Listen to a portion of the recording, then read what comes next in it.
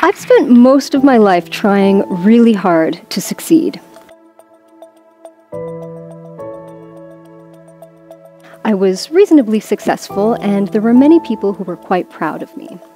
But I still wasn't happy.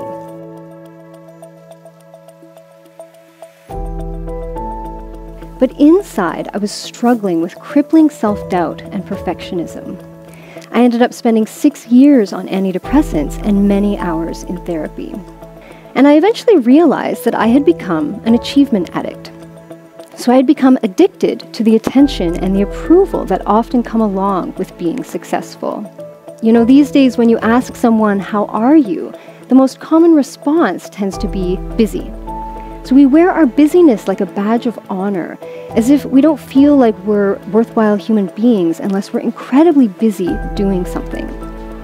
But all of this busyness is coming at a cost, and the cost is our health and our well-being. So what if we could continue to be productive members of society without destroying our health and our well-being in the process? And might it even be possible to achieve more by doing less? Life involves effort, and I get that. But the trick seems to be learning how to balance effort with ease. And there are two different types of effort that I believe we can engage in our lives. Upstream effort is the type of effort that I believe most of us are engaged in on a regular basis. So it feels like you're trying really hard, you're pushing, you're striving, you're maybe burning out, your health and well-being are maybe suffering. And even though you're engaged in all this effort, it doesn't really feel like you're getting anywhere. So from a young age, many of us are taught to believe statements like, "Nothing in life comes easy," and if it was easy, everyone would do it, and you have to fight really hard to make it in the world. So most of us are familiar with this type of effort. But there's another type of effort we can engage in, and I call this one downstream effort. So when we're engaged in downstream effort, we're still engaged in effort. We're still trying, we're rowing a boat, but we're paddling that boat downstream with the current of the water. So we have a goal, but we have a loose grip or a loose attachment to that goal, and we're more focused on the process or the journey of getting towards that goal. It's just that we each need to define what authentic success means for us, because this helps us make decisions in our lives that guide us in the direction of downstream effort. Another type of inner work that we can do is we need to identify how we want to feel every day.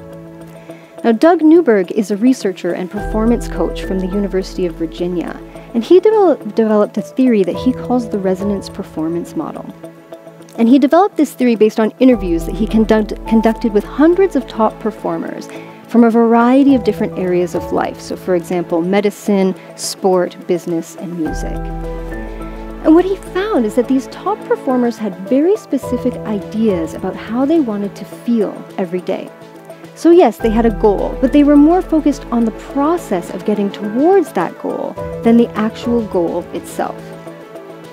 Another thing that Newberg found is that these top performers, this is very important, when they bumped up against obstacles towards their goals, they didn't try harder. So they didn't exert more effort. Instead, they took some time off for personal reflection and reminded themselves of how they wanted to feel every day. So reminding themselves of their dream then motivated them to continue towards their goals. So you might choose a particular job or relationship or life path based on what's true and authentic for you. And this might sound relatively straightforward. You know, you just make life decisions based on what's important to you, and then you live your life in that way. But in actuality, sometimes our authentic life choices can go against what society or our friends or our colleagues or our family think we should be doing. So our authentic life choices, they won't always be easy, but they'll always be worth it. Is that when we're engaged in downstream effort, I believe we're more likely to experience something called psychological flow. When we're engaged in psychological flow, we're so absorbed and engaged in what we're doing that time seems to get distorted. You might not notice time going by. It can be very difficult to distract you from what you're doing. The telephone could ring and you might not even notice it. And in my opinion, psychological flow is actually the epitome of downstream effort because we're trying, but it doesn't feel like we're trying.